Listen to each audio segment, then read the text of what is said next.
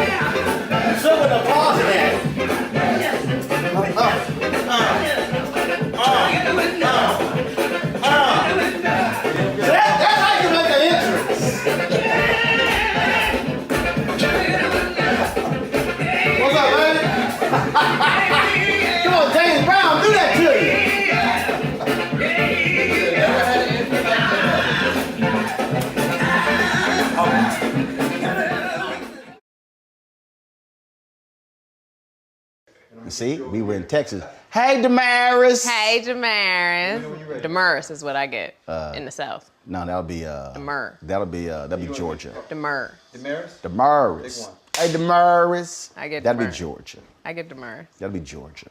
Yeah. And then Texas like, hey, Damaris. Yes. How you doing, Damaris? Yes, it is. Then New That's Orleans. how the interview starts. Then you be in New Orleans. Baby. Sugar? Y'all ready? No, that's not New Orleans. That's not New Orleans. No, New Orleans. Baby, how you doing now? You go one state over, they hit you with Mississippi. Sugar? Y'all ready? All right, here we go. All right, so only you, Me. when we open the door, and I'm in here. Okay, so soon we open the door, you doing your thing. That probably was the appropriate way, considering when we first met, it was on the dance floor. Yes. At the Alvin Ailey We did. Event in New York. Yes, we did. Yes. And you had on a purple suit. And it was me, you, Anthony Anderson. Yes. All night. Dance floor. All night. Yes. All night. So that was the appropriate entrance of you coming in. Me in here listening to James Brown. Yes. And so you said you were knocking on the door. I knocked about 12 times, but know thy friends. So I didn't get mad because I knew that behind door number 1 there would be a man in a suit, very low to the ground. And so I knocked and I waited. Knocked again. Actually, I rang the bell, and I was like, yeah, we it's ain't not even gonna hear. work. It's not gonna work. It's not Didn't gonna hear work. the bell. Then I was like, it's a portable speaker, which means it's gonna be near him, which means he's really not gonna hear it. And it was. And then I knocked and I waited patiently. And then I knocked again and then I waited patiently. But I didn't want to do the hard, I didn't want to do that. I didn't want to freak him out. And then what happened was I was like, yo, see if the man. Door opens. Yep. And then. And then we danced because. Oh yeah, you went right. That's what you got to do. I ain't mad at you. You got to get down. Right. And then you went low, and I went low. That's what we do. And see, the problem, what some people don't understand is, some people go low and they pause. Because they can't come right back up. No. It's a continuous. So it's that bounce. It's that, It's a continuous. It's a Right. continuous motion. We understand. I just try to tell these folk that. They think. You can't tell them, you got to show them. Right. And so here's the funniest thing. So, because we met, so I first saw you. Okay. At Essence when you were on stage with Oh, Prince. wow. Okay. So Yeah. that's why I first saw you. Okay. In terms of when you were dancing. Yes. And I don't know, did you go to the House of Blues after? Mm-hmm. I was Okay. on stage. Okay, you understand, but we didn't meet. No. Because I was there. Yeah. And so when I came by, so Van Jones was around, the band's like, we're gonna take a seat. They cleared out VIP. And so Google Mbatha Raw was Yeah. sitting there. And then, I didn't go on stage that night. Luke James was performing. We were upstairs, with Gugu. So she's sitting there, Prince comes in. I'm sitting right next to her, and he's like, you know, I saw you dancing that down. And I was like, and he turns to Google. He's like, he can dance. Because we had a party at his house 3 years earlier. Sean Robinson calls me. So we had gone to this Diddy party. It couldn't even get in. It was crazy. Folks just pushing on the gate, couldn't get in. I was like, okay, we leaving. And so she got it was traffic. She got an attitude, whatever. She was like, I'm hungry. Okay, fine. We go to McDonald's. So fine. She's like, look, I want to get something to eat. I'm ready to go. And I was like, okay, fine. So Sean texted me. She's like, yeah, you want to come to a party? I was like, she's like, party at Prince's house. I was like, hell yeah. And so my wife's like, look, I'm hungry. We'll see. I was like, fuck that. We going to this damn party. Let's just be real clear. I was like, yeah, okay. Man, food here. I wasn't even GPS address. We going to the party. But the address is blank. No, It's invisible because it's P. Right, and I was like, I wasn't even. You just eat your food. We going to the party. We pull up. What? I'm like, we getting out. Yeah. All right. Yeah. So we go in, and it was like house. I'm like, when the hell we get to the door? It was like deep walk back. So go in, look to the left. Like this big old open room. So I hear the music to the right. So we walk to the right. So that was this like dance studio, okay, glass walls, and so then you had this lit floor. I see Sean hugging everything. So I'm black. You don't go in black people's house and you don't speak to the person whose house it is. That's just not how we roll. Okay? It's like my nieces and nephews, they can't walk into any house that I'm in and then just go to a room and play games. No. You got to come greet, Yes. hug, I don't care how old you are. Yes. Because my grandmother was like that. Yes. You didn't walk into the house and not speak. Gratitude. So I was like, all right, you know, Sean went, she's like, I don't know where he at. So we looking. He over there playing drums to the DJ. Yes. Okay. So I was like, okay, so fine. DJ jamming. I was like, well, look, I'll speak to him later. I'm like, look, let's go dance. Because you know, there's music, I'm a dance. That's what we So I'm do. grooving and stuff. And so walks on the speakers like, you're welcome in my house anytime. That's the thing about Prince. If you there's words and then there's words with the body. And if you knew how to speak the body language, you were always welcome in his space. If you could dance, then we could go. And I literally, this is exactly how it went down. He walked me, I was like, appreciate it. I'll go back to dancing. I was like, look, we in the pocket. That's all I did. Right. I'm like, hey, okay, I'm gonna holler at you later. That's it. But the beat is going, like I'm in the middle of it.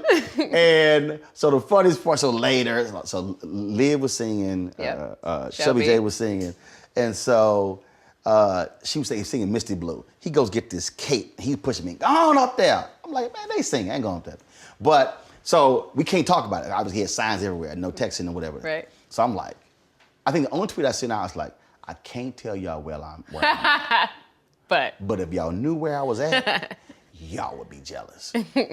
I didn't say anything. So like 6 months later, Sinbad tweets, yo, Roland, you left some skid marks on Prince's dance floor at the crib. I was like, well, I guess we can now talk about it.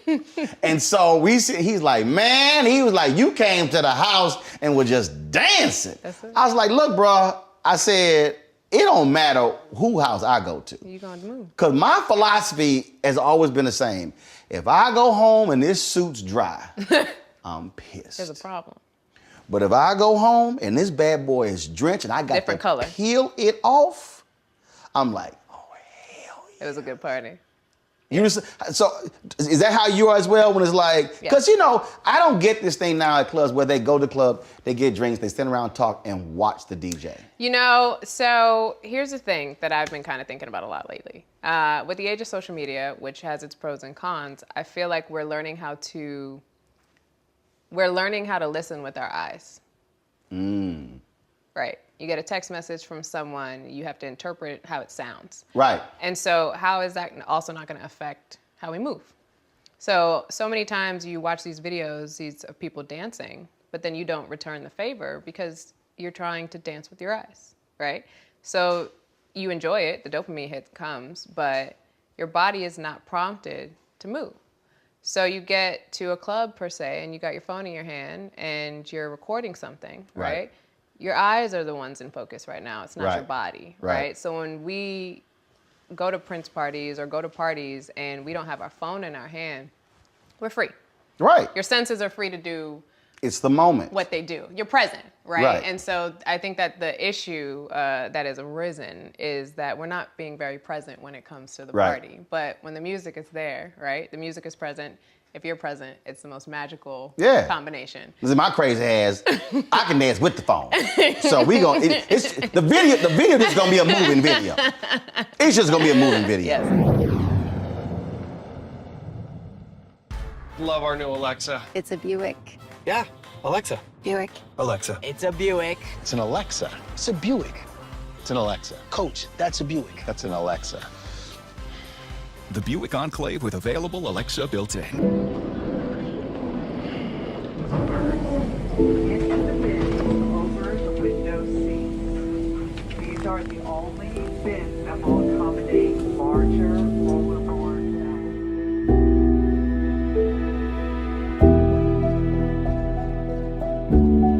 They put 10 in here? 10, and you don't come out till you die. And you eat him, he hoops in. Oh my God. So what?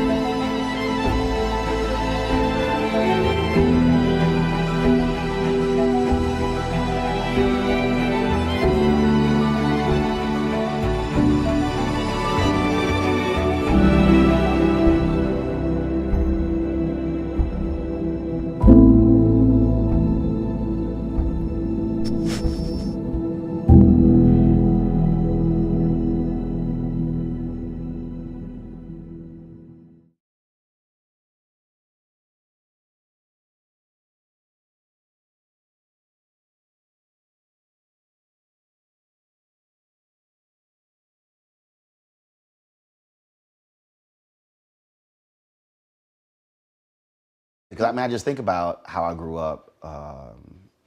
My family, we would have. So you grew up in New York. Yeah, I'm from Brooklyn. I grew up in Houston. Okay. Large family. Humongous family. My family's from St. Kitts in Right. the Caribbean. So how many aunts and uncles you had? Ooh, in total, on my mom and my dad's side, I have 18, 20, somewhere. My mom's mom had 8 kids. My mom's dad had 10 kids that we know of. We're finding more by day. My dad's mom, I believe, had 11, and his dad might have had 1. So that is the number that I know of. So I had 8 and 8. Okay. So my mom, and we really spent more time on my mom's side. Copy. Because we lived 8 blocks from my grandparents. Okay. My maternal grandparents. And they had, those 8 kids had 42. Yeah, so I've got about 60 cousins. And then those 42 had, if I'm correct, 82 So you just grew up with National or Geographic. 90. National Geographic. Oh yeah, and in full fact, and because we all, the Catholic church we grew up in, it was found in my grandparents' living room. Okay. So every Sunday was A party. minimum 30 people. Yeah. Like minimum. Yeah. 40, 50. I literally I've never spent the night growing up at a non-family member's house. Wow. No, I just, there was no room for friends. Wow. I mean, when you got, it was 5 of us, when you got 37 That's beautiful. cousins, Right. you ain't got no room for friends. But I think that's also the thing too, right? Like the common denominator there is energy. yeah. You're constantly surrounded around energy. So back Constantly. to your concept of, your comment about dancing. We're all alone these days, so much Yeah. so. And so you're trying to get human energy from a device, and it's just not the same. Right? And when I say we hang, it was this happened all the time. So it could be a Tuesday night, Yeah. and we at the crib, 6:30. Yeah. It's 7:30. Yeah. And a relative drop over. Mm-hmm. Then the phone will ring and be like, "Yo, what y'all doing? Who's there? Oh, okay. I'm gonna drop by." Yep. Then all of a sudden, somebody else will call. Mm-hmm.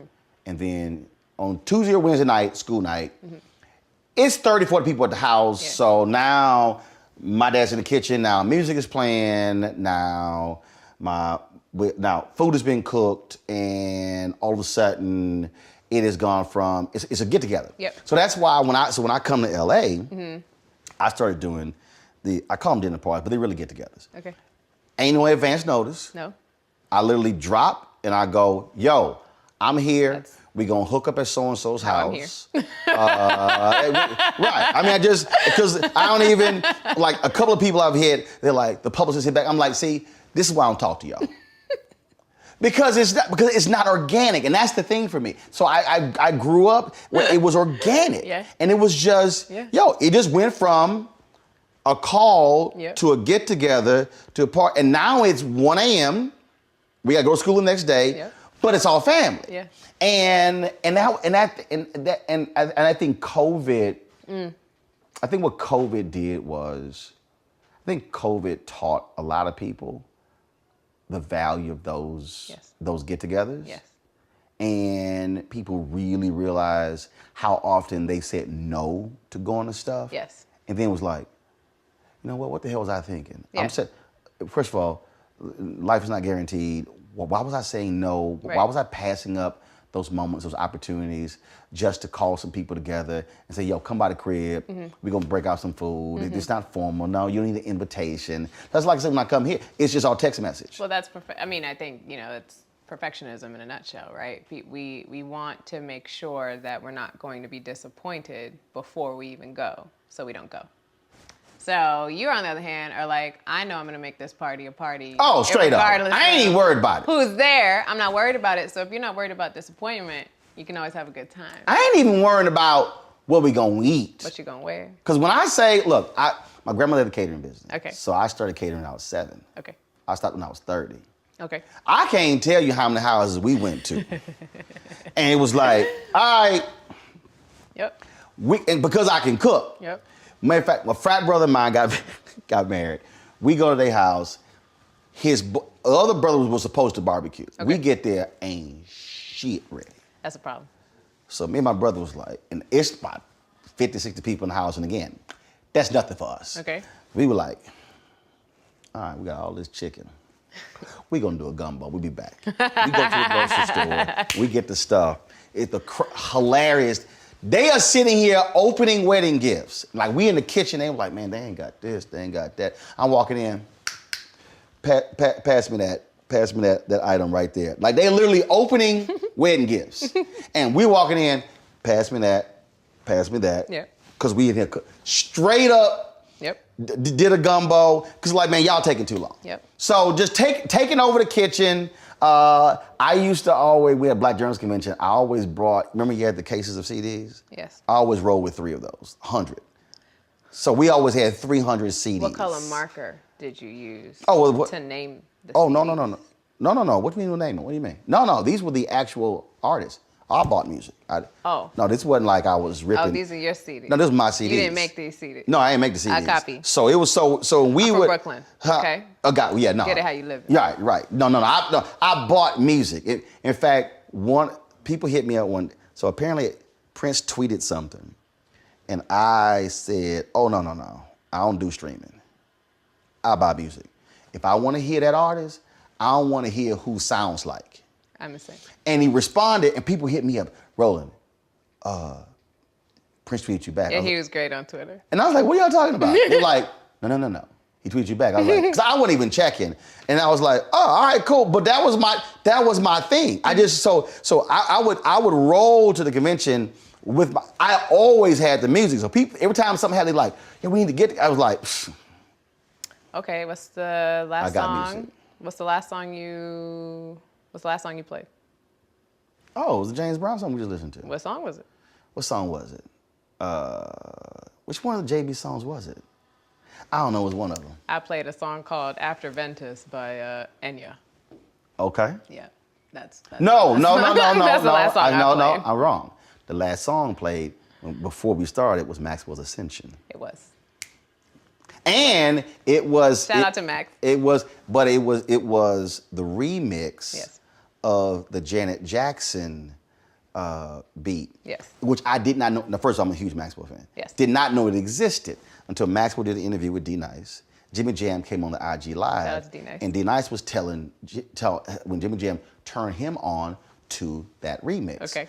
I send Jimmy Jam a text. What remix are you talking about? Jimmy Jam sends me the Apple Music link to the remix. It was immediately downloaded. It's a vibe. And I've been banging it ever since. It's a vibe. It's a vibe. Yeah. Oh, it's just the whole. And the crazy thing is, it's 6 versions of the same song. Yeah. I played somebody like, you on repeat? I'm like, no, same thing. I said, but it's just gonna play. It's gonna play. Because I am a crazy music fan. Were you like that growing up? Absolutely. Well, I've been dancing since I was 7. Right. So growing Well, up. officially. Because you probably were dancing at 1, I 2. was. Like, But I started, when I was 7, I started West African dance and I started ballet. And then by the time I was 12, I was a part of Dance Africa, which is a festival that happens every year at BAM in Brooklyn Academy of Music. So I got really fortunate to have the classical music that was in ballet, but the drums are what I grew up on. So I grew up literally I grew up on the drums. That was my life, the djembe, the dundun. Depending on which country we were studying or who came, that was every day for me. Every Saturday, we were in class in Bed-Stuy at Restoration. And so a lot of my life has been built on drums. Just pure 2 hands on a drum. So I wasn't allowed to listen to all the music that I loved to listen to growing up, so I actually had to hear most of the R&B that I loved at the Boys and Girls Club. So I'd go to the Boys and Girls Club. The parents like, no, you ain't listen to that? In the house, no. Oh, so you... So I go to the Boys and Girls Club. You on the side. She likes it my way. So I would get my fill of that, and my Jagged Edge, and everything at the Boys and Girls Club. But then I go home, and at home would be like Kenny G and Enya. Oh, my Lord. Like, it's a real eclectic. Woo! It's a real eclectic situation. And I like here. Enya, but I'm not trying to meditate all day. See, okay, so here's the thing with me. Okay, so you're going to learn this very quickly. Wellness is my thing. Nature is my... I feel you. Everything I do is nature-based. So my music, like 90% of the music I listen to these days is New Age music. Okay. See, I can't... See... Like a strong 90%. Wow. See, I am... I'm a little different in that you have no idea what mood I'm in. Like when we were in the car one day, and I think I probably played 7 different genres. Yeah. And Jack was like, okay, what is going on in your head? I'm like, look, I don't. So I'll do that. But then other times I'll go through this thing where I will listen to the same song 125 times in a row. I'm the same. But I hate it when my dad did it. Okay. My dad would buy when Sexual Healing came out. Okay. Oh my God, me and my sister were washing dishes, and we were like, if he played that song one more damn time, like if he played that song, we're gonna break that damn record. It was like, it was on forever. So you talk about records, it was like, it was like, I'm sick. And so now I'll do that, and I went 3 months and I only listened to Frankie Beverly Maze live in Los Angeles. Okay. That's it. Okay. And it was just crazy. So it's just weird. And so I'll drop the gospel, R&B, soca, Caribbean. I'll go. Yeah. I'll go salsa. So for me, it depends. Like, right. So mambos, I do mambo, I do samba. I'm West Indian, so the soca is running through my blood. So though I do mainly, if I'm going to listen to music, it is new age. But for the most part, every single day there is. So if I work out, I'm either working out to soca. I'm working out to Janet. That kind of switches up depending on what the workout calls for. But when it comes to, I don't know, I love discovering old music. Oh, but like music I've never heard of before. So have you ever gone down a rabbit hole like? Almost every day. No, I'm talking about like it's like 1 o'clock in the morning and like you hear a song and all of a sudden. So I have this thing called. And again, I make it clear, I ain't no DJ. Okay. I just love music. Okay. I have this thing called Club Brown Liquor. So I'm relaxed for this one. No. Yeah. So Club Brown Liquor. Okay. Now I don't drink. I've never drank. but it's brown liquor music. Brown liquor music is hole in the wall, Southern blues, Okay. Southern R&B. So I guess I should start brown rum music for the soca that I listen to. Okay. That's gonna be our club. Okay. We're coming for you, D-Nice. So, and a lot of times D-Nice will hop on, he'd be like, rolling. So I would go, as they say, I will go deep into the crates. Okay. And same thing. And because Southern blues, Southern R&B, that's a different thing because it's fusing Zydeco, Second Line, R&B. It's just different. And it's so I'm sitting here. So one night I'm Googling something, and I come across the top 100 Southern R&B songs, and I'm like, yo. Now, so I got some, and I'm like, yo. I'm sitting here. I was there for 4 hours. For 4 hours. I got up at 5:30. One of my obsessions is actually finding the key that the song that I love is in, and finding other songs in that same key. So when I go into rabbit holes, I go into rabbit holes based on what I'm feeling and what key I need. And I will literally just go for hours figuring out if it's an F, if it's an F sharp, if it's a B major, and I would literally just sit in B major land for forever.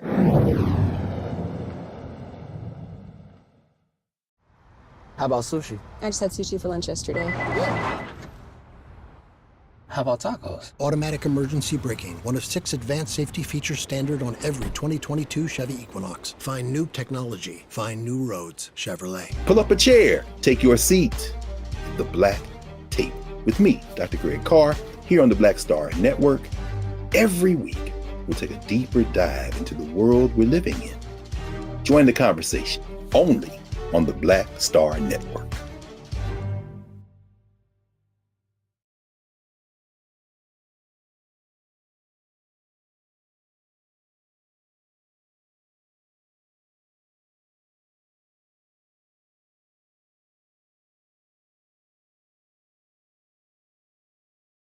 There was a video on Instagram. This sister, she was whining. Okay.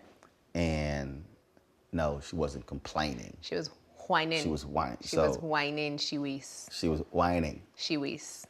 She wees? She waste. Oh, she waste. She was whining. She waste. She's whining. She waste. Thank you. See, I just cut it off. She was whining. So she was whining. She was whining. She And waste. she was killing it. Walking. She was walking up. She waste. That's what we say. We say really? walking. We say walk in. Say it with me. Say walk in. Walk in? We walk in. We walk in. We walk in. Walk in. Yes. We walking up. She waste. She was killing it. There we go. Like, killing it. Now, people in this country, because I want you to talk about this here. Okay, But- please. And she was killing it. Okay. And I was like, yo, she's killing it. But what is this song? Okay. Dude, you ain't really asking about the song. You just wanted to post this woman being sexual. I said, no. You really wanted to know No. this You don't understand. You don't understand. Now, she was killing it, but I was like, yo, what is this song? I Shazammed it. I pulled the Amazon thing up. I was trying to listen. When I say I go old school, I will listen to the lyrics and then type in the 4 or 5 words and lyrics to find. Could not find it. And these people kind of like, oh yeah, frat. I said, no, y'all don't understand. What song was it? It was a Kevin Little song. And I was like, turning me on. Y'all think I'm tripping? I want to know the name of this song. I literally put that, I went on Twitter, Facebook, Instagram. I was like, okay, I said, you know what? The hell with y'all. I need all the soca people. Let me know what the hell the name of this song. About 30 minutes later, somebody was like, yo, that's Kevin Little. This could not Shazam it. Okay, maybe not Found it, was jamming it. And I was like, oh, she getting it. She fine. Right. But what's the name of this song? I said, I need no name of this song. And he thought I was, and I'm like, they don't understand. Like, that'll happen. If I hear a song, I will, matter of fact, when I was in St. Kitts, yes. Randall Robinson he brought a bunch of friends together. It was New Year's. Okay. And so we were going on this yacht ride. Yeah. And we're walking, and someone it was a song. It might have been an Adele song. I don't know what it was. Okay. And I was like, I froze. I was like, that's a nice beat. I was like, hold up, I'll be with y'all in a second. And I literally, and what happened was, so my phone wasn't working properly, so I could not Shazam. I recorded I pull up my audio app. Got to. Stood there for a minute. And then I was sitting here going, okay, make out the lyrics and everything. Stopped there. I was like, okay, when I get back to the hotel, I'm on Wi-Fi. I'm gonna sit in Shazam. And I went through all. They were like, "Are you serious?" I do that all the time. Yeah. Well, I mean, when the rhythm is hit. Right. When a song. This is what I said. I call it. I call it. Oh shit, music. Ooh. When that song come on and it hit. That's the face. You like, oh, shh. You start stomping your feet, you throw your hand. Every song don't do that. No. So, what's a couple shit songs? Like when it hit and you just, woo, no. you start getting loud. Woo, you like, come on. So you start. It's gonna be good. See if I can stump you a little bit. All right. Start off with a Prince song, Lady Cab Driver. Okay. When that hits, I'm moving. I've been stuck on Willing and Able for the last couple of weeks. Because 30th anniversary of Diamonds and Pearls. I've been on, because it's also like a gospel song. All his songs. But Lady Cab Driver does that to me. You know, Sexual Healing actually does that to me. I know you're over it by now. No, I'm not over it. You're back. I'm back. But it was like. It does that to me. Right? When it hit, when you hear that first, boom. I gotta throw a friend in here. Luke James, I Want You, classic. I think it's his first single. When that hits, I go crazy. Champagne, How About Us? Ooh. See the face. Yeah. I saw the face. That song hit. Hold on. This is.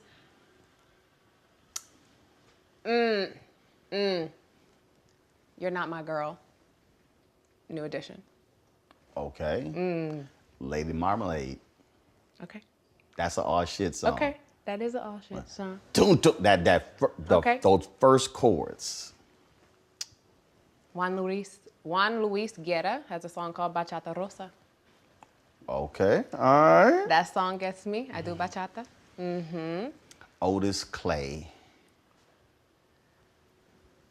Precious, Precious. Okay. It's a 13-minute song, and the keyboard, Charles Rogers, has a 6.5-minute solo that would make Billy Preston say, "Oh shit!"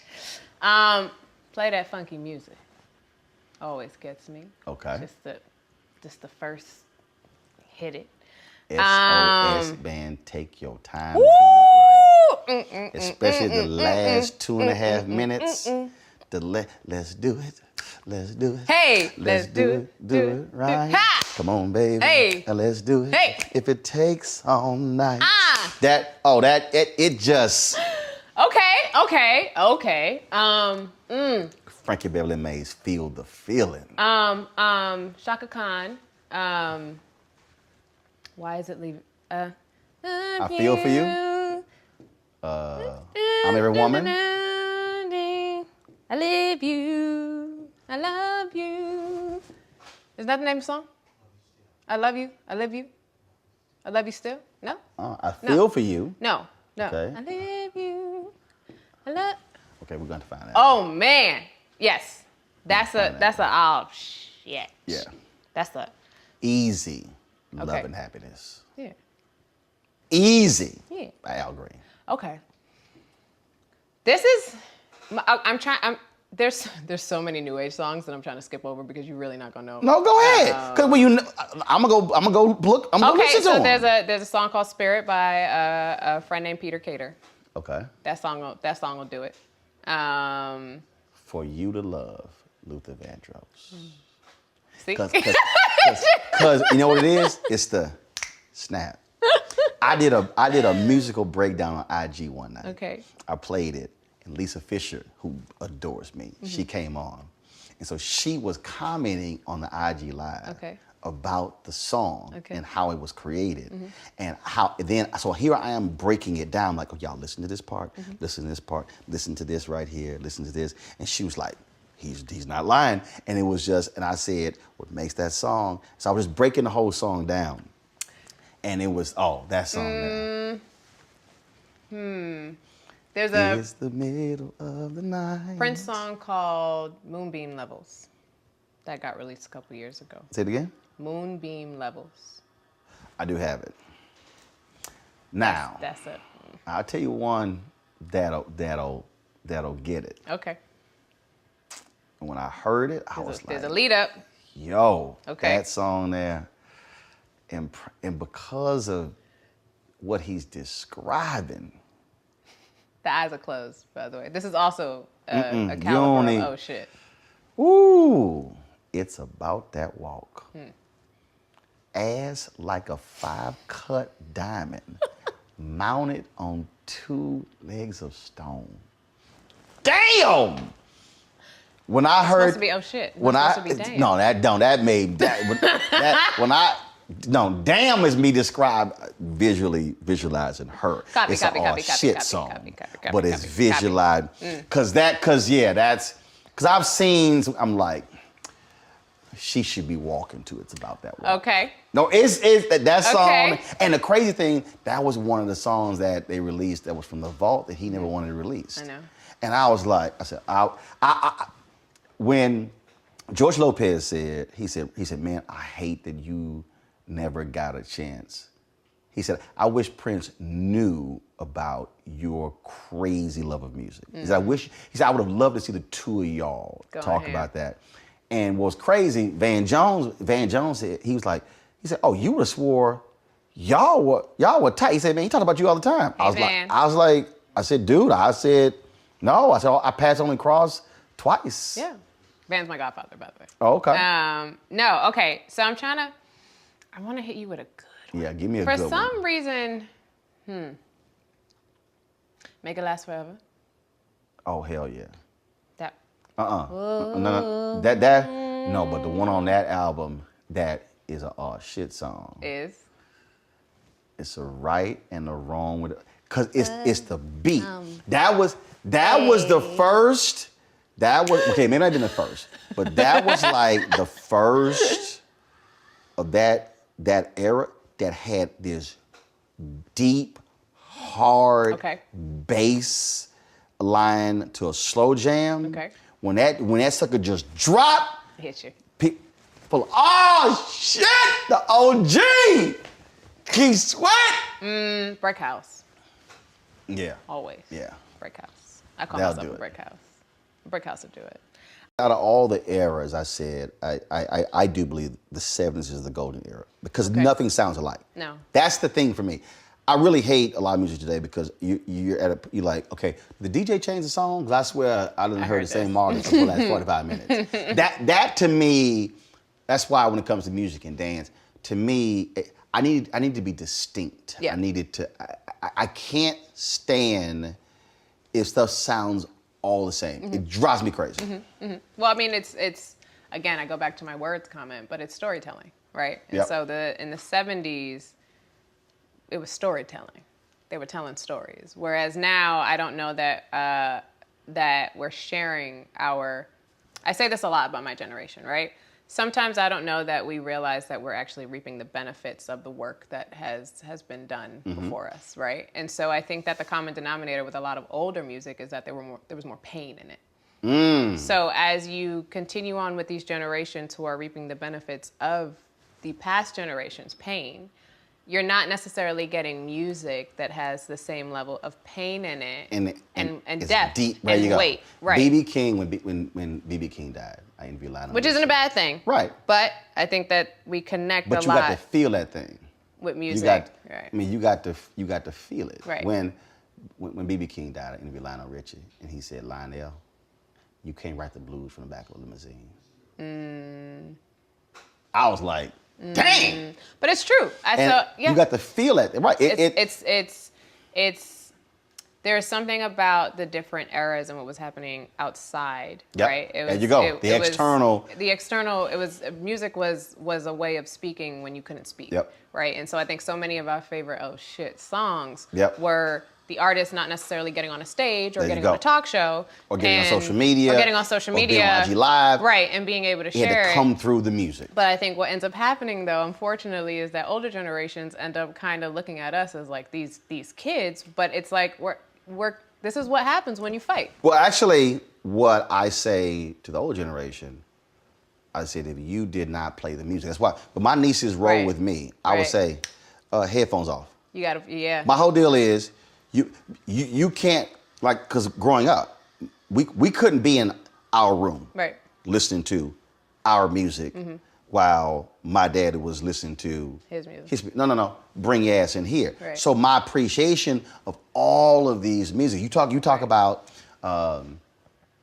B.B. King and the Crusaders with the Royal Philharmonic Orchestra. Oh. It's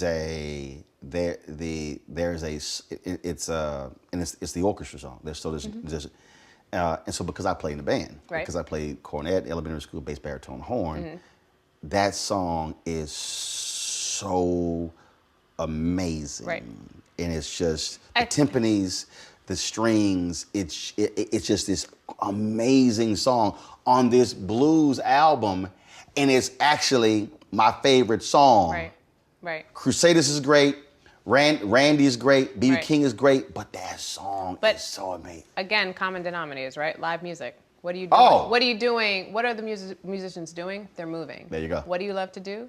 You love to move. What type of music do you connect with more? Music that moves you. All day. You know what I'm saying? So it's like when you think of symphonies, and when you think of live music, and when you think of music, again, from the 70s and from the 60s and anything before that, the common denominator was that there was live music. And that all shit song is, I need that music to move to move me, right? And so now I think what's happening is now there's a formula. There was no formula then, right? So people had to be okay with failing. Yep. And because they didn't want to fail, and everything was great, Yep. right? We now know that failing is not necessarily a bad thing because we have the luxury of failing and still being able to have a job. Right. Right. It wasn't the same back in the day. You couldn't fail and think that you were gonna be a superstar. So again, I think that also is changing how the music sounds. And the competition too. Like I tell this all the time to artists, and I do it with comedians as well. I'm like, if you had to, now everything's about the verses, but I say before even verses, I would say when you had to battle or if you were on tour, who brought the best out in you? So you've been dancing, you've been modeling. Yep. Now you transition to being a superhero. I am a superhero. Yeah. From an artistic standpoint, who would you love to go against? Now, people take that and they think, I said, no, it's not, I want to destroy you, but who would you love to go against? Who would absolutely bring the best out of you, and it would force you to raise your game. So and to be able to say, no, I want to go against that person. That's such a good. There's two people who pop in my mind immediately. One from the superhero realm, which would be Zoe Saldana. Okay. Because she's also a dancer. All right. And so one of the things I love about her work is that she is 100 at all times, right? When it comes to her fighting style. So I would love to, I'm on Titans as Blackfire. And so I'd love to suit up against Gamora. Also on a show called C with Jason Momoa. So I actually got to work with him, and that was energetically really fun because of how much energy he has. Right. So I think that the one that I haven't done yet would be Zoe Saldana. I had the opportunity of working with Jason. In terms of a modeling perspective, my girlfriend Joan Smalls, I will take you on any day. What's up, Joan? If you want to go, we could go. Joan, this is a challenge. You like, let's go! From a dance perspective, from a dance perspective, male or female? I would have loved to be on a stage with Josephine Baker. Ooh. I would have loved to see what a back and forth Right. with a live band going would have Right. been like if Right. she went and then I went and then she went Right. and then I went. I tend to enjoy people who are free, who just go. Right. So those would be my tickers, my caliber. How would you define sexy? Water. How do I define sexy? Sexy to me is the exact same feeling as running water. And that is? Ever flowing. Water always finds a way to get through. And so when you know that you're sexy, there are no questions about it. It is an ever-flowing emotion. It is an ever-flowing feeling. When you question it, though, you stop the water. See, I also think most people will define sexy physically. Yes. No, that's not. That's, again, I the sound of water, excuse me.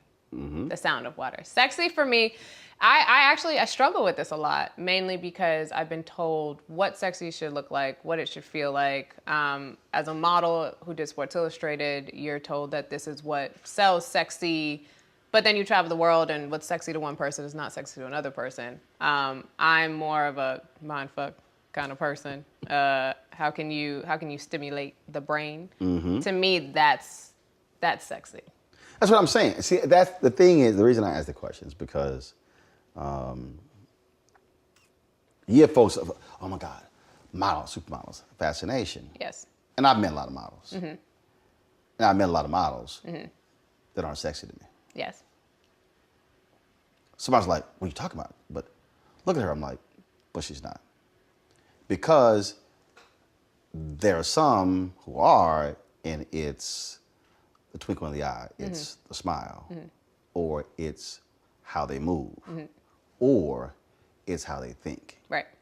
And that's the thing I think for a lot of people who, when they see when they see some folks together, they're trying to figure out how that happened. Right. Without realizing Right. you don't understand energy and how folks connect. Right. And I think it's a brilliant point in 2021 when we're being told what sexy is and how it looks. Again, for me, I love neuroplasticity, but at the same time, I get down to James Brown. I love my Enya, but at the same time, I love my Jagged Edge, right? So for me, where I've always struggled with sexy is not for myself, but other people trying to put me in a box. There you go. So they don't understand the girl who reads books about the brain and how to heal yourself and how to heal your body, but at the same time, it's gonna turn up. It's gonna be on her, Meg Thee Stallion. So I think that once sexy is surrender. You have to surrender to what you love, and you have to trust that what you love loves you back. So I think it's also some call it arrogance, but it is also supreme confidence. Confidence.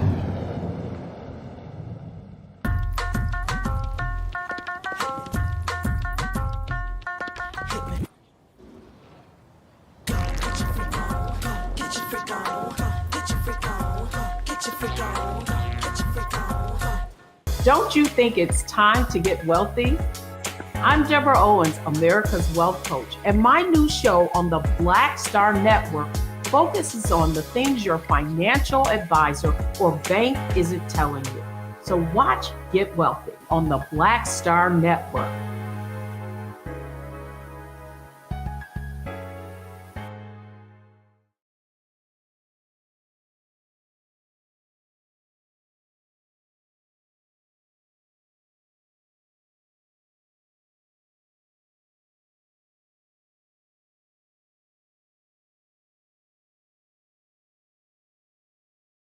I was joking actually I wasn't joking.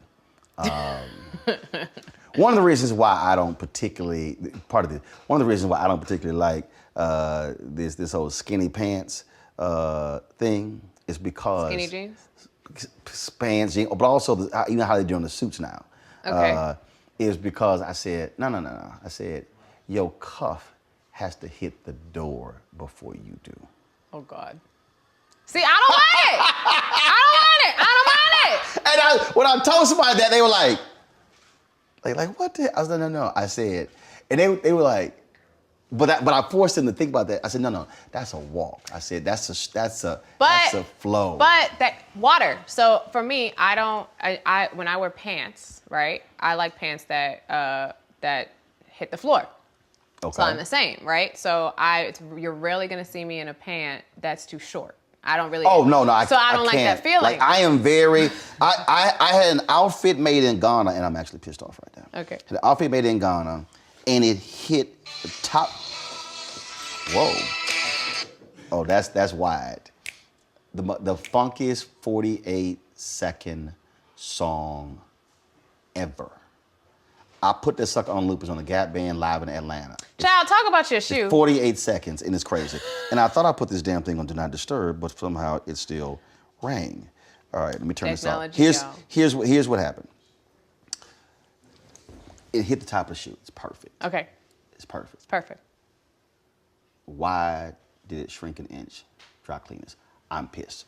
You have no idea how that inch pisses me off when I wear them and they don't hit. I get it. It dries. I hate. I'm 5'11". I can't. I understand. We call that flooding growing up. Listen. You flooding. My girlfriend. I can't. My girlfriend Sarah, this is her company, Tongoro. She makes everything extra, extra long. She makes everything to flow like water. There you go.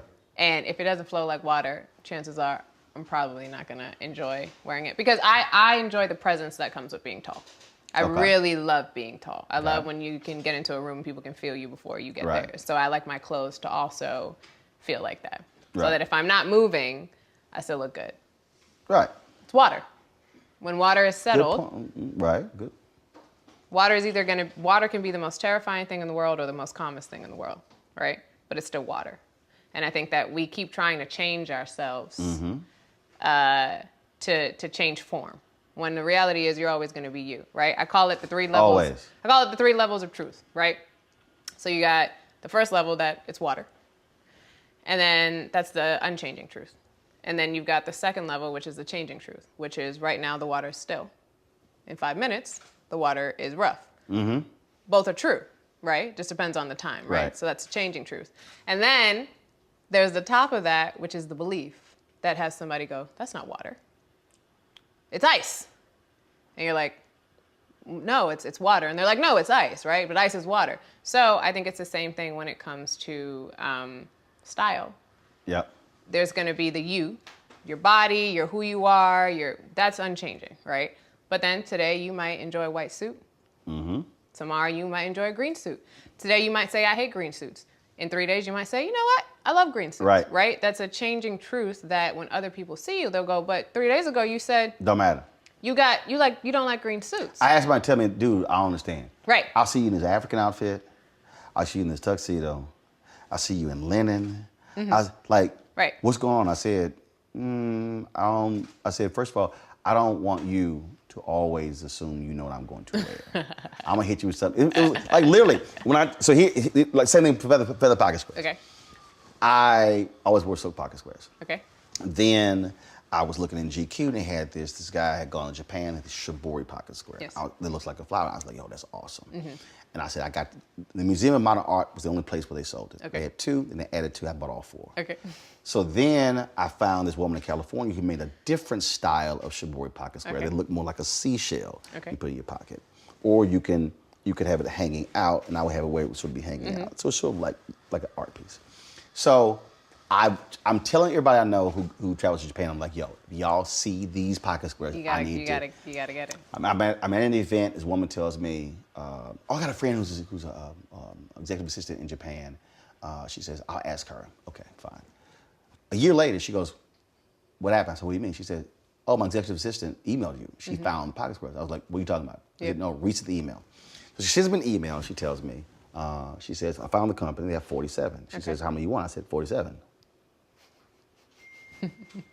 I said, I'm sorry. What?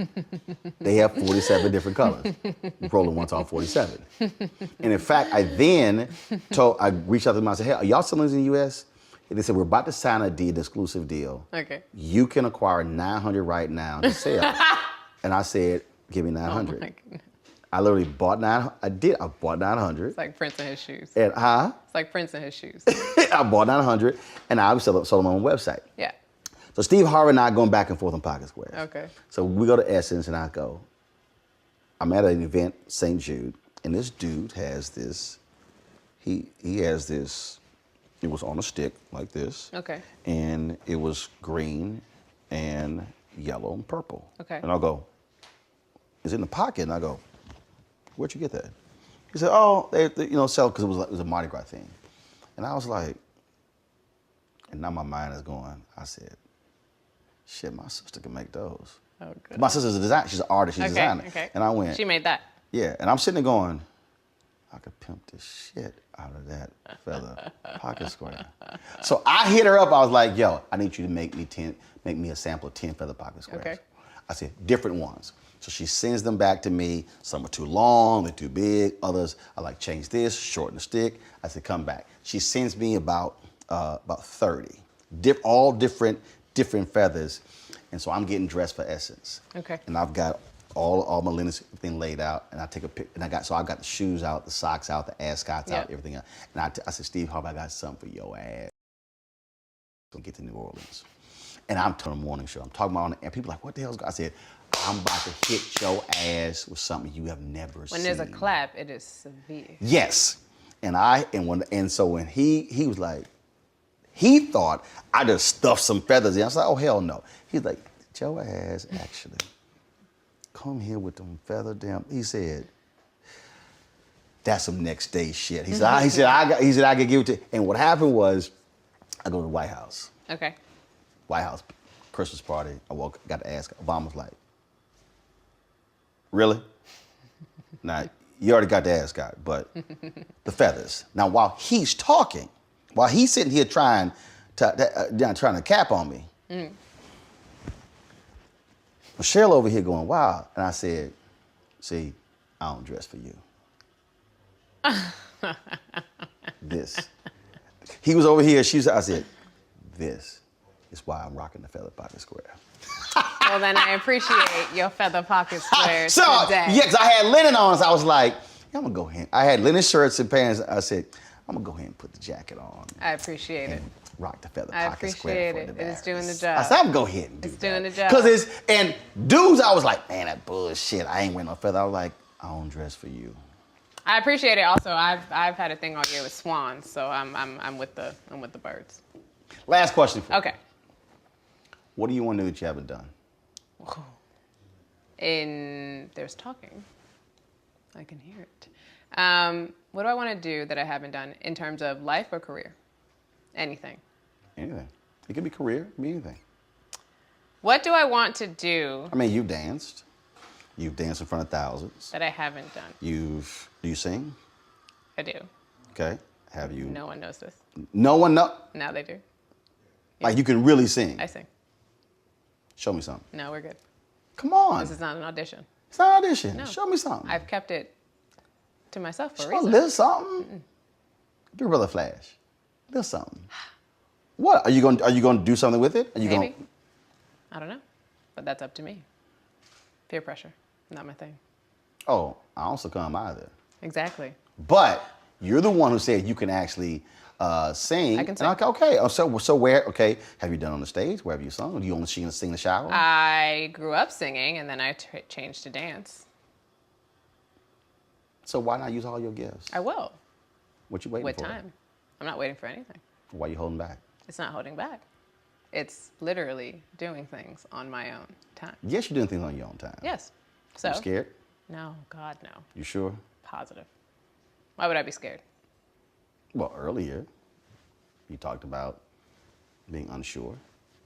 Yeah, but I think that again, in today's society, we're giving everything away too fast. We've killed allure. We know what everyone can do. We know what they eat. We know what time they wake up. We know how they dress. We know why they dress that way. We know how they do their hair. We know all the products for their hair. We know all the products for their makeup. The reason we used to have legends is because we had mystery around them. Mm-hmm. And so for me, I have a lot of amazing things that I do. I'm a professional candle maker as well. I own a candle Really? company. I am. I own a candle company. I know how to make those candles. I do a lot of things that people don't know that I know how to do, but one, it allows me to use them for my job, for acting, right? Everybody who's watching the show, I trained in capoeira all years, right? So they get to enjoy that. But I enjoy the element of surprise when it comes to people. I also went to LaGuardia High School, right? So like I grew up with people who could sing, right? So I'm not gonna, do a disservice to So say you can sing, the art. but you can't sing. I can't sing. I mean, I can sing. It doesn't mean it's gonna be, oh shit.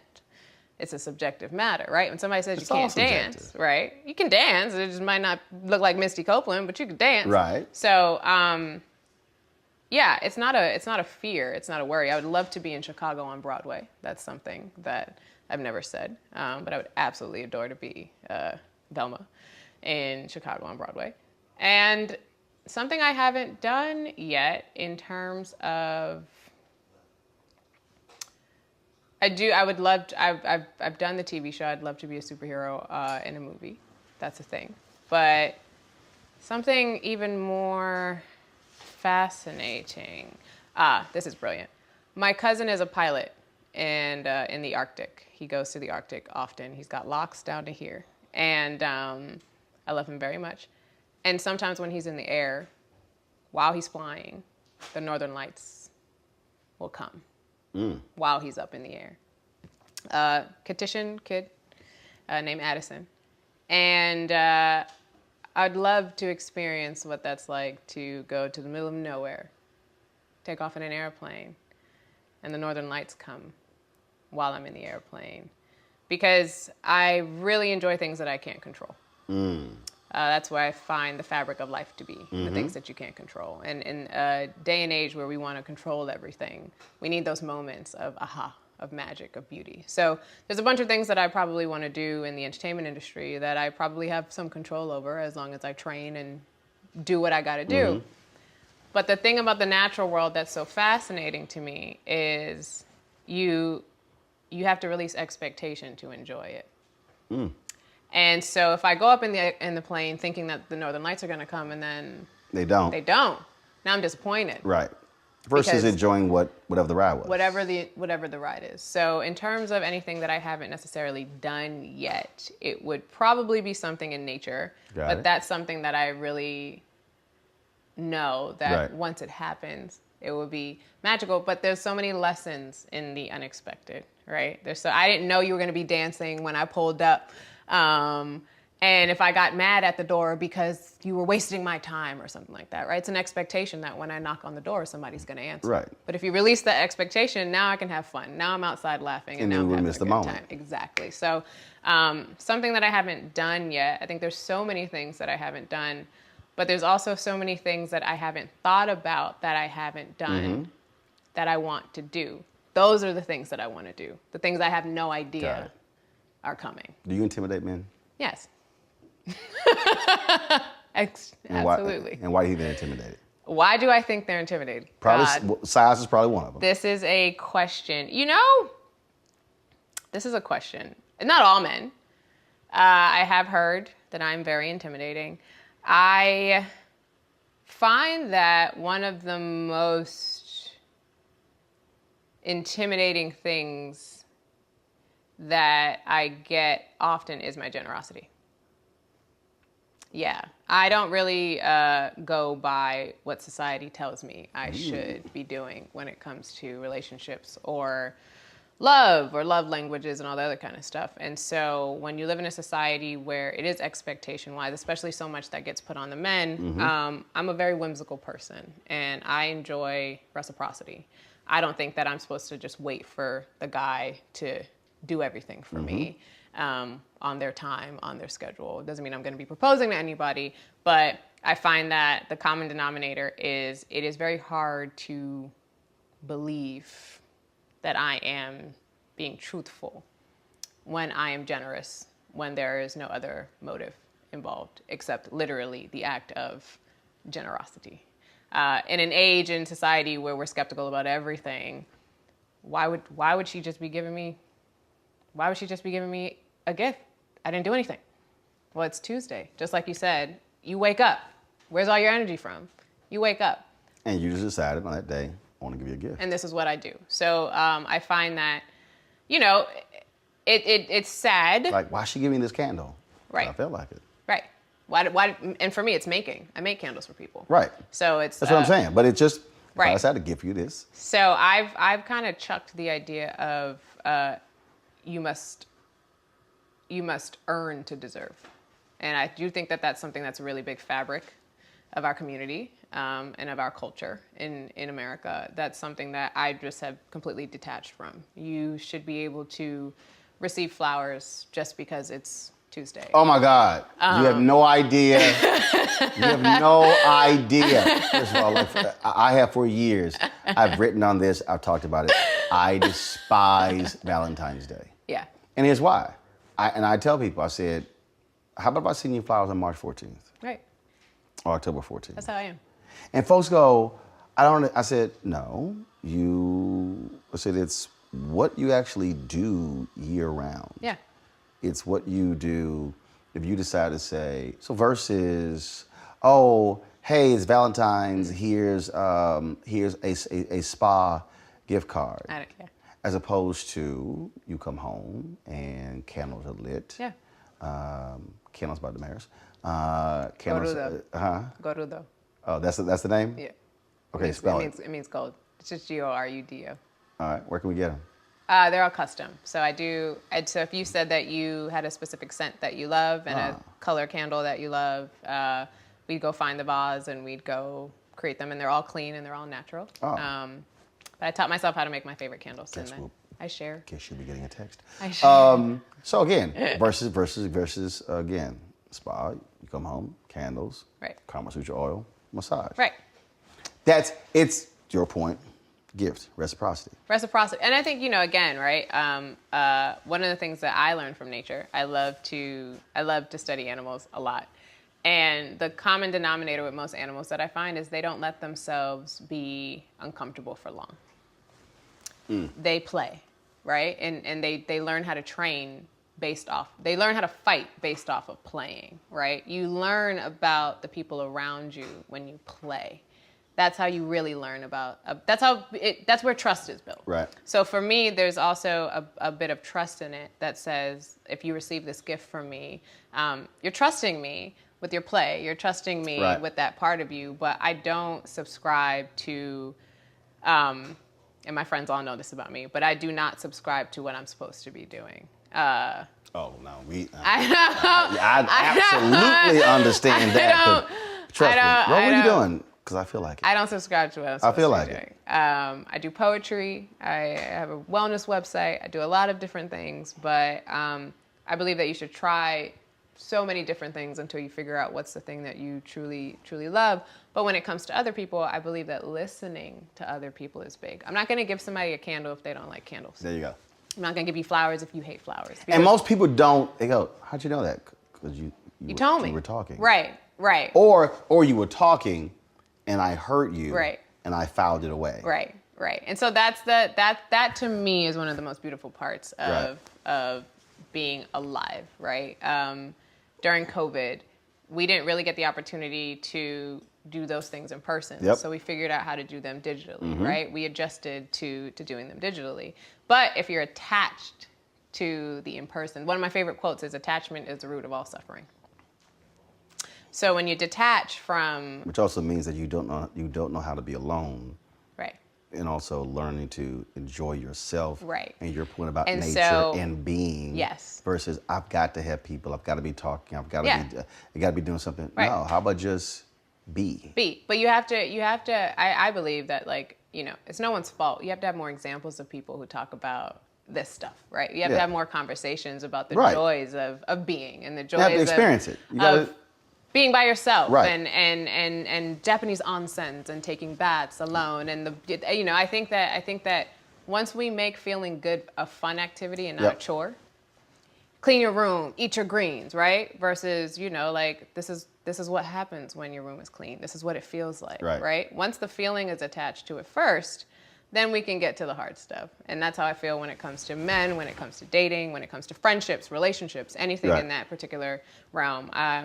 I recently talked to my trainer about this. There's an idea of abandonment that has to come with it, right? You got to surrender to the fact that maybe you absolutely love sushi and your partner doesn't like sushi, right? And that's fine. And that's fine, right? But there's a surrender that needs to happen. And I find that a lot of times what we do is we shame people. What? And say, I'm good with it. You like that? You've never Cool. had sushi? It's like me and golf. Right. I love golf. And that's great. And let me be real clear, I'm playing golf. Right. When I go on vacation, You're going to play golf. I'm playing golf. Right. And if I don't, Right. I'm not going to be happy. Right. So I find that intimidation comes with me based on your attachment, and there's nothing I can control with that, and there's nothing I can do about that. I take the flattery. Yes, I am 5'11". I'm a very tall woman, and I love my height. I'm probably going to be like 6'2" today in these heels. But you know, I have a quote that I say all the time that I started saying after Prince died, and I say, "No legend ever fit in."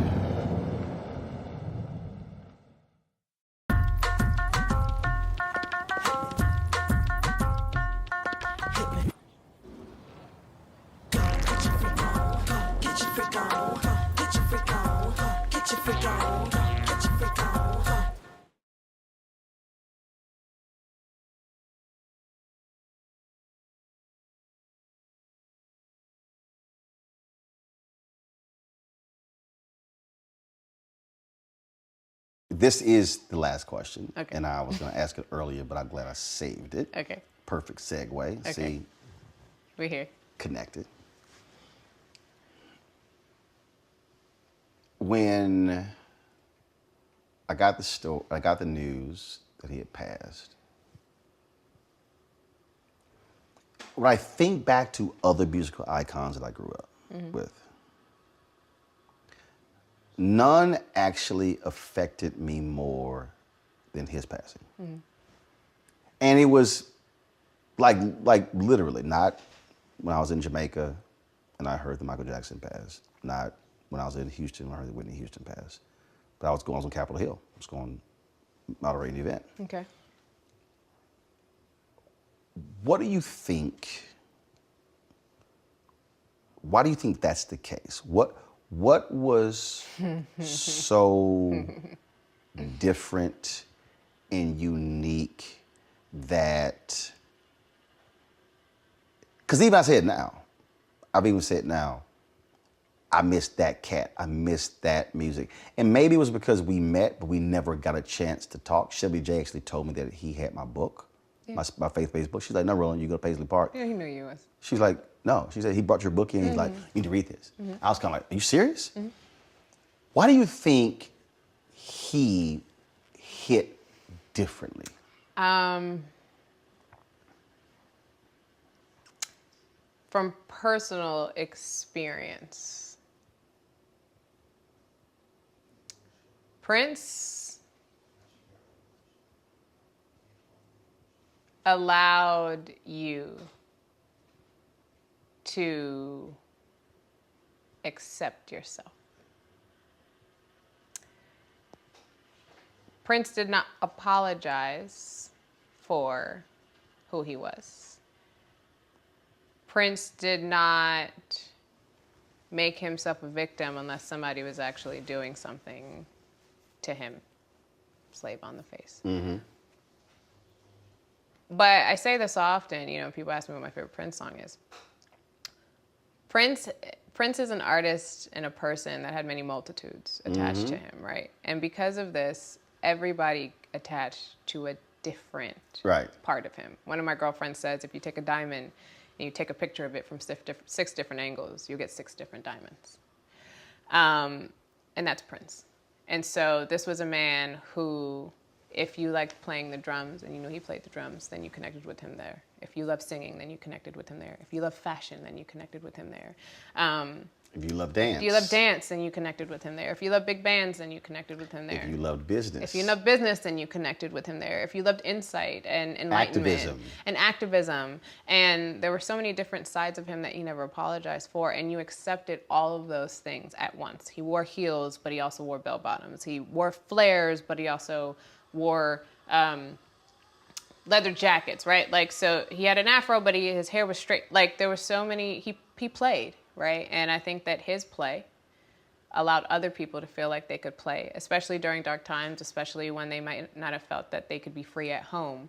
There's a freeness that came when you put those headphones on. There's a freeness that came when, you know, one of the things I keep going back to, words. He was one of the few artists that I feel like the feeling of him transcended the world. Mm-hmm. It didn't matter if you knew the language. It didn't matter if you've ever been to Minnesota. It didn't matter if you've ever seen him in person. There was a calm and a security that Prince gave to you that said, it's okay to be different. Being different's what got me here. And in a world full of different people, I think the people who truly connected with him saw what hard work, what training, but what love did to a person. And I think we all connect on this love frequency, this love vibration. And so when he ascended and when he transitioned on, it was very different than somebody that you might have been attached to simply because you liked their song. Right. There was a love attachment to this man that was universal. And when the love attachment goes away, right, it's a very, very, very visceral and physical reaction. So for me, his presence is always going to be here. But he really allowed me to be free. As a model, I had a lot of boxes that I had to get in every single day, right? But then he'd go, okay, well, we're going to get a platform. We're going to put you on stage. You're going to study all of these James Brown videos. You're going to see what the dancers were doing. But if you saw Essence Fest, he really let me just go. And you did. He let me go. I've got the video. He let me be free. Sometimes it was whack and I never did it again. But he was the first person in my life, I would say. Prince loved the people who loved him unconditionally. Unconditional love is not something most of us know, unfortunately. You mess up and you get in trouble, or you stay in trouble, or it stays with you for the rest of your life, or that friend doesn't talk to you ever again. But there was such unconditional love in his music that you could play it over and over and over again and still feel like he loved you every single time, no matter when he met you. So I think it's also that void that so many of us had of unconditional love, that when we hear his music, we connected unconditionally. And once you're a Prince fan forever. So it also created this family of unconditional love that we made the color purple unconditional when it came to Prince, right? He created a fabric of life that was unconditional, that he wasn't attached to because he didn't know most of the people who were his fans. So I think that he gave us unconditional love, and then we were tasked with taking that and putting it back out into the world. And God, I've learned so much since he's transitioned on. I'm pretty sure if you can watch interviews from 5 years ago that are not the same. But it truly showed me that shoulds aren't for me, that I should do whatever I want, as long as there's gratitude, as long as there's kindness, as long as there's reciprocity, as long as it feels good, you should do it. So he is my friend for life. I wouldn't be sitting here probably if it wasn't for him. So I give him all the gratitude in the world. But that's my guy. That's it. That's all. Damaris Lewis, good to chat. Thank you very much. That was great. Yay! How about sushi? I just had sushi for lunch yesterday. How about tacos? Automatic emergency braking, one of 6 advanced safety features standard on every 2022 Chevy Equinox. Find new technology. Find new roads. Chevrolet. It's time to be smart. Roland Martin's doing this every day. Oh, no punches! Thank you, Roland Martin, for always giving voice to the issues. Look for Roland Martin in the whirlwind, to quote Marcus Garvey again. The video looks phenomenal, so I'm really excited to see it on my big screen. Support this man, Black Media. He makes sure that our stories are told. See, this difference between Black Star Network and Black-owned media and something like CNN. I got to defer to the brilliance of Dr. Carr and to the brilliance of the Black Star Network. I am rolling with Roland all the way. Honored to be on a show that you own. A black man owns the show. Folks, Black Star Network is here. I'm real revolutionary right now. Roland was amazing on there. Stay black. I love y'all. I can't commend you enough about this platform that you've created for us to be able to share who we are, what we're doing in the world, and the impact that we're having. Let's be smart. Bring your eyeballs home. You can't be black-owned media and be scared. You dig?